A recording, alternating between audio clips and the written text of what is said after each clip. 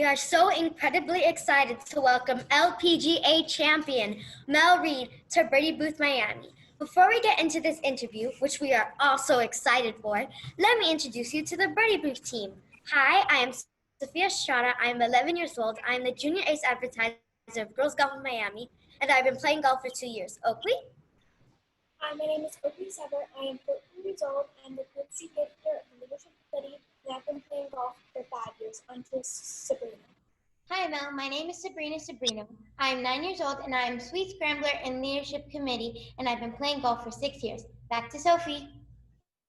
Once again, Mel, thank you for spending some time with us today. Before we get into our interview, I want all of our viewers to know a little bit more about your bio. Mel Reid, you are originally from England. You turned professional in 2007. You have 7 professional wins. You won 6 Ladies European Tour titles, including the Turkish Airlines Ladies Open twice in 2010 and 2015. Whoa. You also finished 3rd in the 2019 Women's PGA Championship. You have 3 LPGA Top 10 major championships. You have 2019 Top 100 Female Golf World Rankings.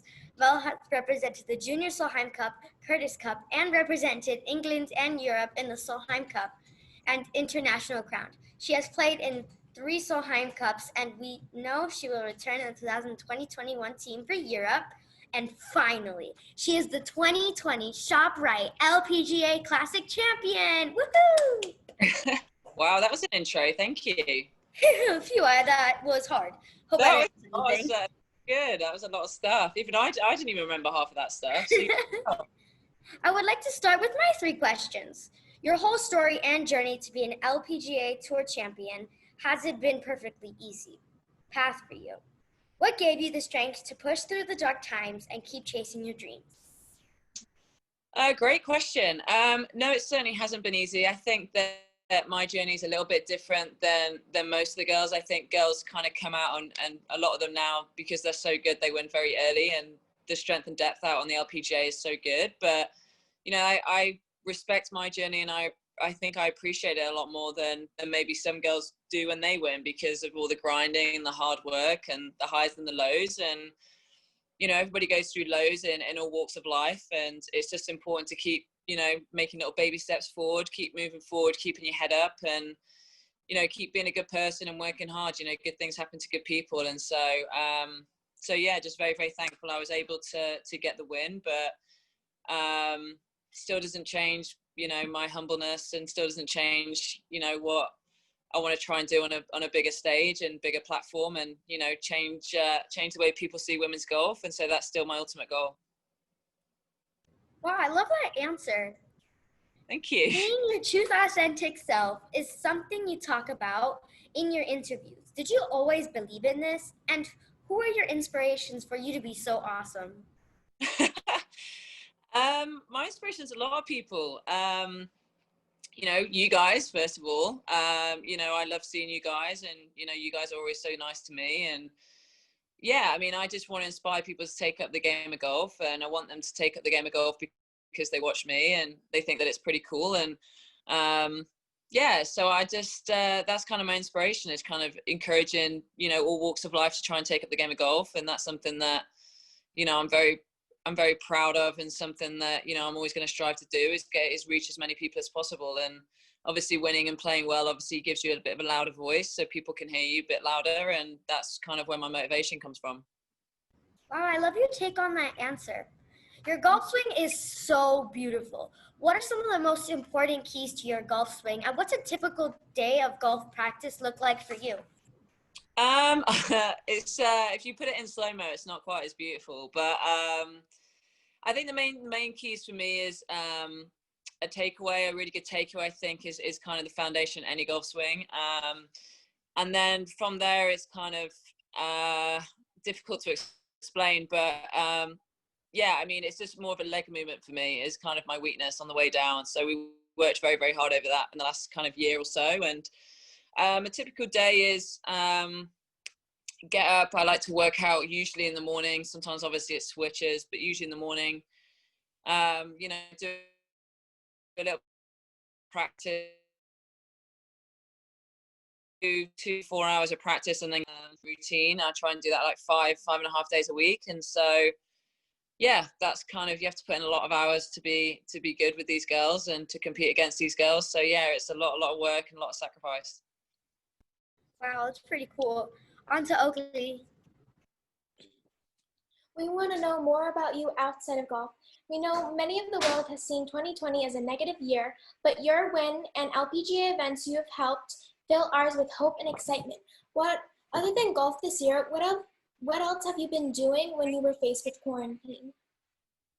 Well, we couldn't really do a lot. I bought a Peloton, which is probably one of the best things I've done at the start. Was very lucky. I bought it at the start of kind of the quarantine hit. So that was kind of a big focus for us as we were kind of in lockdown. But I mean, usually I like to play kind of other sports. I always snowboard in the winter whenever I go back to Europe, and going to try and go to in America this year if possible. Grew up playing all kinds of sports, and I think that's important. I think that if you just play golf, you become very one-dimensional. I've always encouraged people to play other sports. I think it's very, very good for, you know, the athletic ability in the game of golf.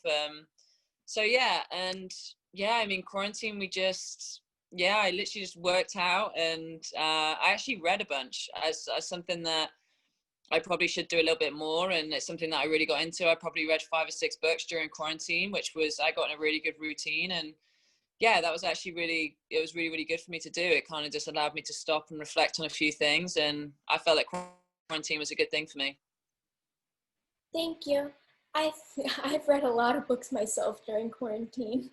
Oh, good. You see, yeah, my partner's a bookworm, so I have to read a lot of books. There's a lot of books in the house, put it that way. We could fill a library. Me too. What is the best place you have traveled to and why? I mean, I've been very fortunate. I've traveled to some pretty cool spots, but I mean, I think my favorite is Australia. It's somewhere that I always enjoy going at the start of the year, and purely because I enjoy the way of life there. They kind of are very much work hard, play hard.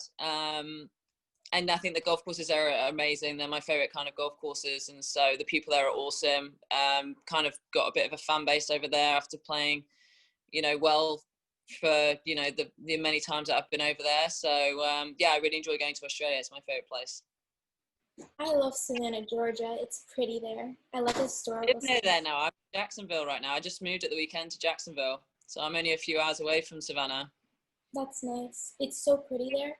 I've heard. I have many dreams, and I would like to know, if you weren't a golfer, what would you've dreamed to be? I think I certainly would have been an athlete of some sort. Sport's the only thing that I'm actually decent at. So yeah, I think I always played football growing up, so I would have tried to probably be a footballer or a snowboarder. So yeah, I mean, I think certainly something athletic I would have tried to pursue for sure. Thank you very much. On to Sabrina with her questions. You're welcome. We are so excited you are an LPGA champion and the first of many more. I watched you come so close in the Portland Classic and then finally getting the win at the ShopRite. Can you talk us through that winning feeling? Was it what you had dreamed of, and how did you feel? Yeah, I mean, I think the thing that was so cool about ShopRite is that you're right. I did feel like I should have won in Portland.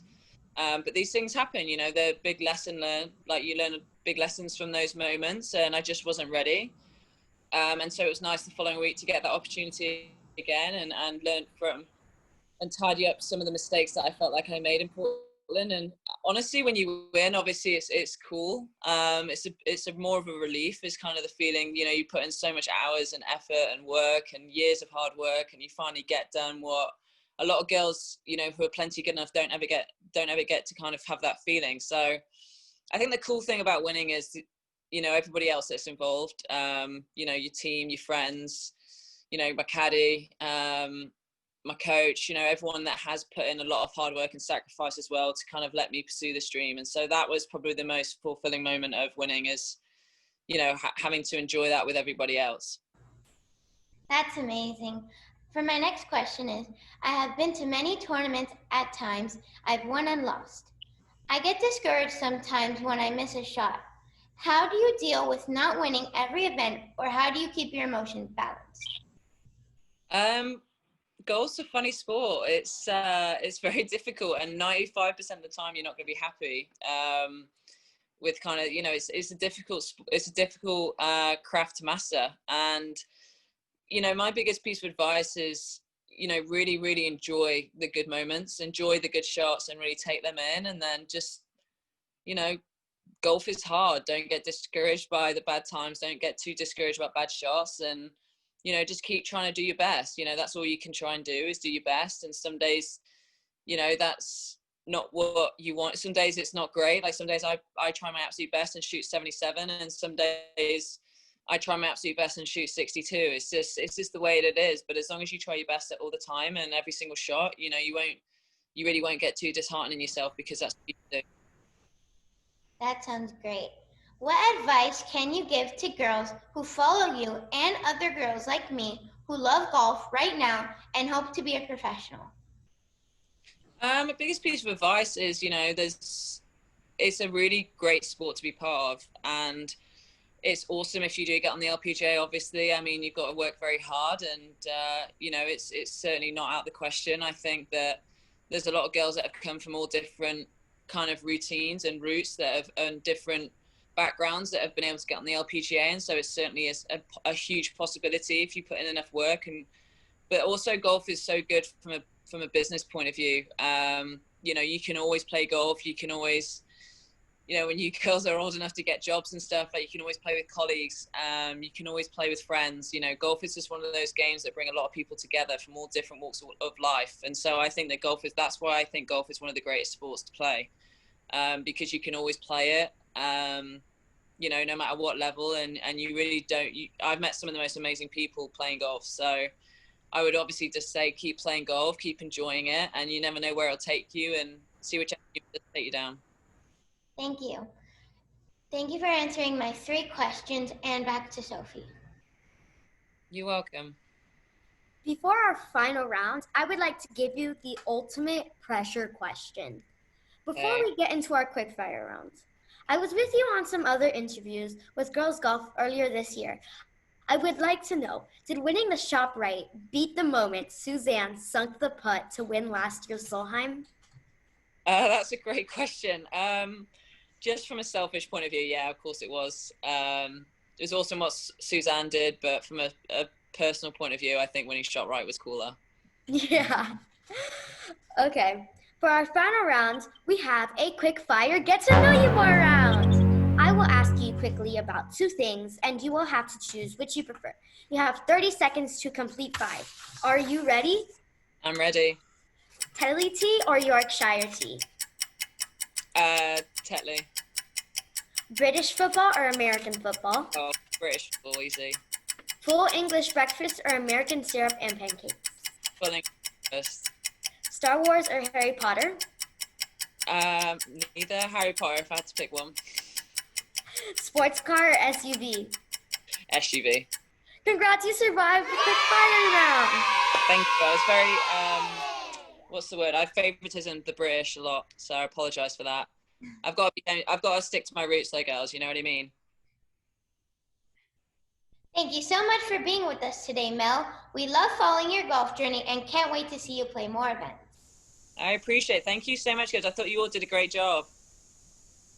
You are so inspiring, and we want to wish you the best of luck and hope to see you in 2021 at events such as Diamonds, Founders, Solheim, and the CME. Awesome. I hope to see you guys there as well. On behalf of our Birdie Booth team, thank you for spending time with us. Keep driving on, and thank you for inspiring our little girls' big dreams. Bye. Bye, guys. Thank you.